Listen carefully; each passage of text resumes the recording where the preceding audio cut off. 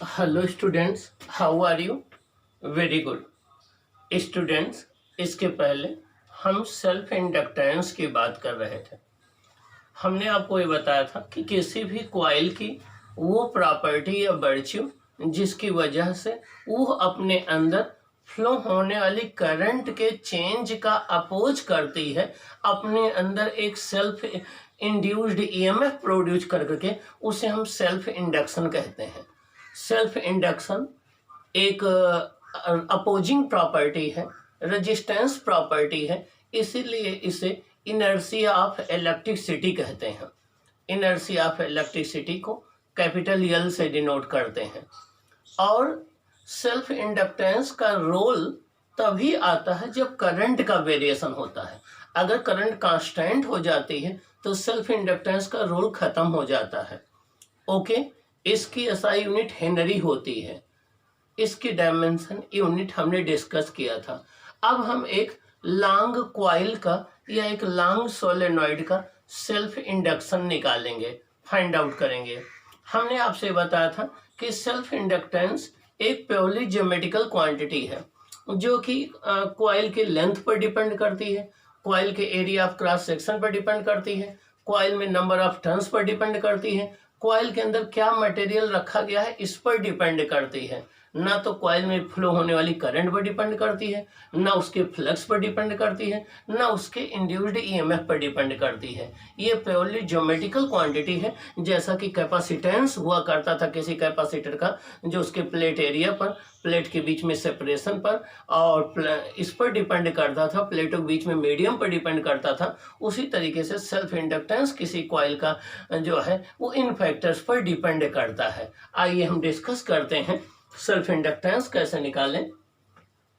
Self inductance of a long solenoid, एक long solenoid का या एक लॉन्ग कॉइल का हमें सेल्फ इंडक्टेंस फाइंड आउट करना है। देखिए, ये कोई एक लॉन्ग सोलेनॉइड है, ये एक लॉन्ग सोलेनॉइड है जिसकी लेंथ एल है, जिसकी रेडियस आर है, जिसमें total number of turns capital N है।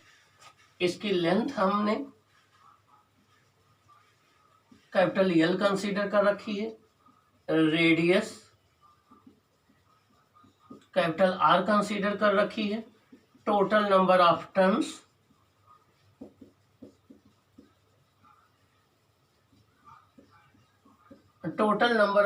कैपिटल एन है, रेडियस कैपिटल आर है, लेंथ कैपिटल एल है, लेंथ एल है, रेडियस आर है, टोटल नंबर ऑफ टर्न्स जो है वो एन है।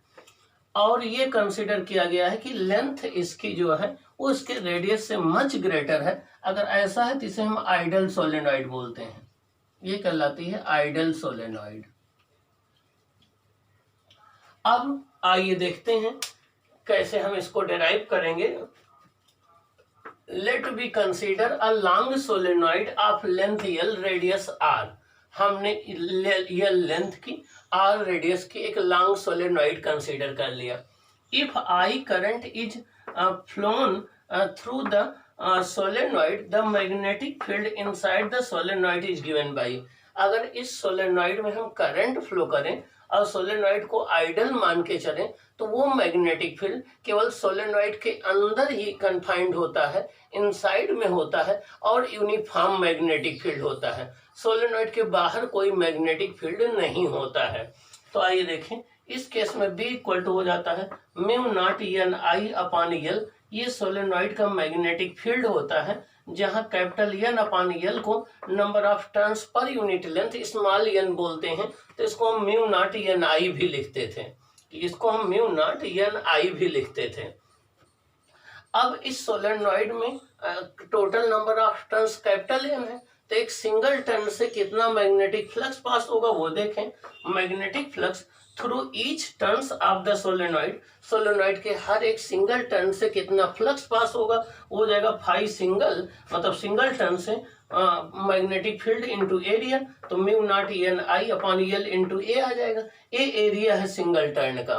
ये एक टर्न से पास होने वाला मैग्नेटिक फ्लक्स है और total number of turns capital N है, तो टोटल मैग्नेटिक फ्लक्स इतना हो जाएगा। Total magnetic flux linked through the capital N turns, ये हो जाएगा phi total equal to N phi, तो हो जाएगा mu naught upon L N I into A into N हो जाएगा। तो ये आपका आ जाएगा mu naught N square I into A upon L हो जाएगी। ये टोटल फ्लक्स आ जाएगा, ये नेट फ्लक्स आ जाएगा।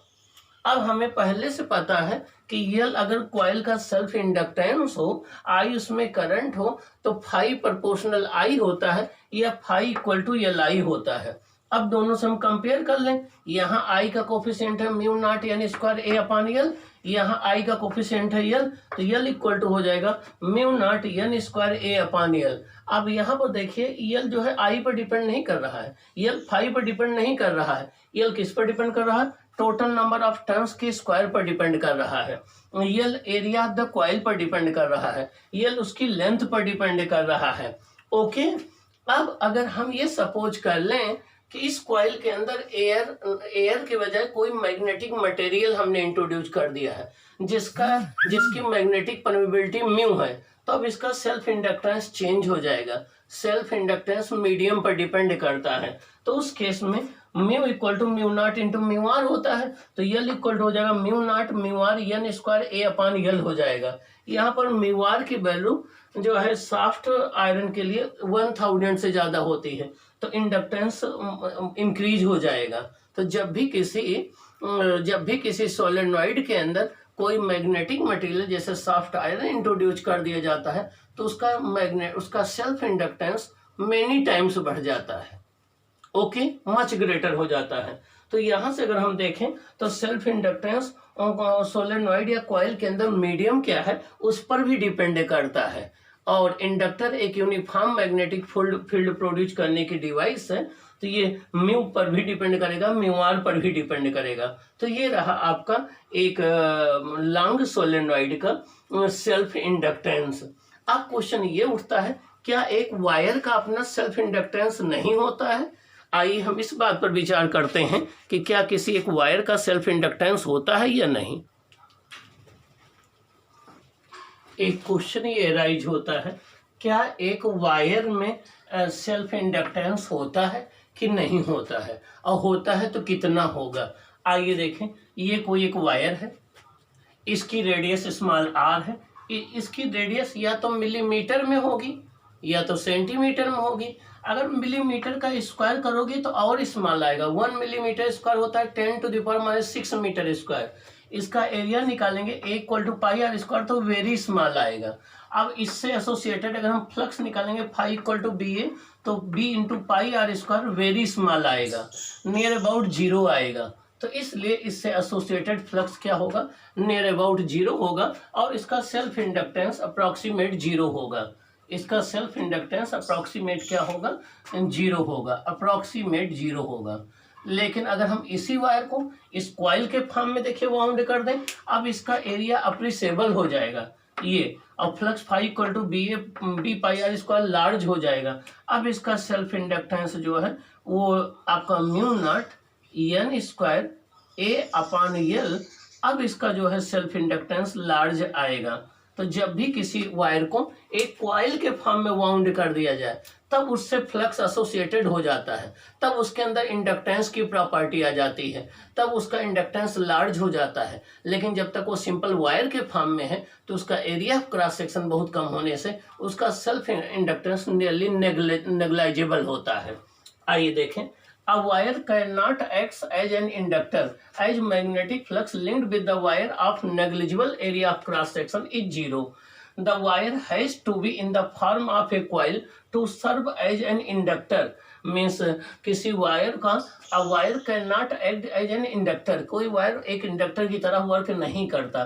as magnetic flux linked with the wire of negligible area of cross section is 0. Area of cross section negligible होने से इससे linked magnetic flux 0 होता है। The wire has to be in the form of coil to serve as inductor. Inductor की तरह उसको work करने के लिए उसको एक कॉइल के फॉर्म में हमें वाउंड करना पड़ता है। अब अगला क्वेश्चन उठता है कि इंडक्टेंस या इंडक्शन, इसका रोल तभी आता है जब करंट का वेरिएशन हो रहा हो टाइम के साथ। क्योंकि अभी तक आपने डीसी करंट पढ़ी थी, वहां कहीं रोल इसका नहीं आ रहा था। तो जब करंट टाइम के साथ वेरी होती है किसी सर्किट में, तभी इंडक्टेंस का रोल आता है। जब तक करंट कांस्टेंट रहती है तब तक सेल्फ इंडक्टेंस का कोई रोल नहीं आता है।